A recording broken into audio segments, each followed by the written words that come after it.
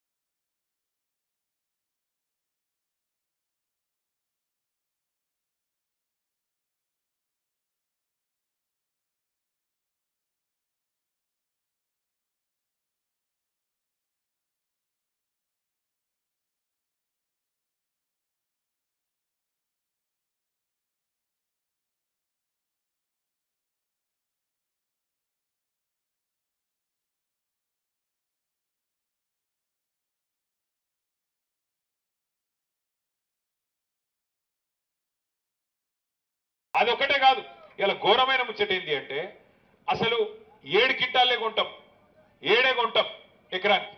ఇప్పుడే అన్న చెప్పినాడు, ఒక మాట్లాడిన రైతన్న, కొన్ని దగ్గరలో జైనత్ల బేలాల 15 కింటాలు 20 కింటాల దాకా వండుతుంది, మరి మిగతాది ఎక్కడ అమ్ముకోవాలి అనే మాట అడిగింది. బరాబర్ మీకు ఖచ్చితంగా గతంలో ఎట్లయితే 13 కింటాల దాకా కొందరో అది కొనేటట్టు చేయించే బాధ్యత మాది. 10 కింటాలు సరిపోదు, 13 అయ్యేదాకా కొట్లాడదాం, బరాబర్ దిగి రావాలి. మాయిశ్చర్ కంటెంట్ కూడా తప్పకుండా వాళ్ళు ఏదైతే ఇలా పరిమితి పెట్టినరో దాన్ని కూడా ఎత్తేసి 20 నుంచి 22 దాకా కంపల్సరీ ఒప్పుకునేటట్టు కొట్లాడదాం. వీడికెళ్ళి సిసిఐ దగ్గరికి పోదాం. నేను ప్రజా సమస్యల పరిష్కారానికి, రైతుల సమస్యల పరిష్కారానికి పోరాటం తప్ప వేరే మార్గం లేదు. ఈ ప్రభుత్వాలు మరి ఎట్లున్నాయంటే దున్నపోతు మీద వాన పడితే కూడా ఎట్లయితే దున్నపోతు కదలదో అట్లనే కేంద్ర రాష్ట్ర ప్రభుత్వాలు ఉన్నాయి. ఇద్దరి వల్ల, ఒకళ్ళ వల్ల కాదు, ఇద్దరి వల్ల ఈ సమస్య వచ్చింది మనకు. అటు కేంద్ర ప్రభుత్వం దిగుమతి చేసుకుంటాను చూస్తాను, రాష్ట్ర ప్రభుత్వం ఎలక్షన్లు తప్ప, రాజకీయాలు తప్ప వాళ్ళకు రైతుల గురించి ఫికర్ లేదు. వీళ్ళు అడిగింది లేదు, వాళ్ళు ఇచ్చింది లేదు. యూరియా ఆయన ఇయ్యాల, ఈయన అడగాల, ఈయన అడగడు, ఆయన ఇయ్యడు. మరి కొనుడు కూడా ఈయన కొనుగోలు చేసి ఆడికి పంపించాలి, వీళ్ళు అడగారు, ఆయన కొనడు. ధర రాదు. బోనస్ ఇస్తా అన్నాడు ఎలక్షన్లకు ముందు, యాదికుందా? సోయాకి ఇస్తా అన్నాడు బోనస్, పత్తికి ఇస్తా అన్నాడు బోనస్, వడ్లకి ఇస్తా అన్నాడు బోనస్. వచ్చినాయా మళ్ళీ ఎవరికన్నా బోనస్? బోనస్ బోగస్ అయింది. రుణమాఫీ రాదు, రైతు బంధు రాదు, కరెంటు కూడా రాదు. ఆఖరికి కష్టపడి పండిస్తే పంట కొనేటోడు కూడా లేడు. అందుకే మీరు ఒక్కటే యాది పెట్టుకొని, కడుపులో రైతు మీద ప్రేమ ఉండి, గుండెల నిండా రైతు అనే ఒక అభిమానం ఉన్నోడే నాయకుడైతేనే రాష్ట్రం బాగుంటుంది తప్ప ఇసంటోళ్లతో కాదు. కానీ వీళ్ళ మెడలు వంచాలంటే తప్పకుండా మనం కదలాలే. 7 కింటాళ్ళు అనే తప్పుడు విధానాన్ని మార్చుకొని 13 కింటాళ్ళు ఖచ్చితంగా కొనుగోలు చేయాలనేది మనందరి డిమాండ్. దాంతోపాటు ఈ యాప్ ఏదైతే ఉన్నదో కపాస్ కిసాన్ యాప్, దీని వెంటనే రద్దు చేయాలి. రద్దు చేసి ఇదివరకు ఎట్లయితే కొన్నారో పాత పద్ధతిలో అదే పద్ధతిలో కొనాలి. అట్లాగే పెద్ద మనుషులు రైతులు, ముఖ్యంగా లేడీస్, వాళ్ళ బయోమెట్రిక్ సిస్టమ్ కూడా తీసేయాలి. వాళ్ళ కుటుంబ సభ్యులు తీసుకొస్తే ఆధార్ కార్డు చూసుకో, కావాలంటే ఆధార్ కార్డు చూసుకో, కాదంటే రేషన్ కార్డు చూసుకో, వాళ్ళ కుటుంబమా కాదా చూసుకొని బరాబర్ కొను. అంతేగాని వాళ్ళు కూడా రావాలి, బయోమెట్రిక్ కూడా రావాలి. ఒక మాట తమ్ముడు కరెక్ట్గా అన్నాడు, ఒక రైతుకే గిన్ని పరీక్షలు ఎందుకు? ఒక రైతుకే గిన్ని పరీక్షలా? బ్యాంకులల్లో 1000 కోట్లు ఎత్తుకపోయినకేమో ఏం పరీక్షలు ఉన్నాయి, ఆయనకి లోన్లు ఇచ్చినప్పుడు ఏమున్నాయి. కానీ రైతుకు మాత్రం ఫింగర్ ప్రింట్ పెట్టాలి, కాలి ముద్ర పెట్టాలి, ఏలి ముద్ర పెట్టాలి, తలరాత చూడాలి, ఇన్ని చూసి ఆఖరికి కొనాలి. ఆ కొనుడు కూడా చక్కగా కొనరు.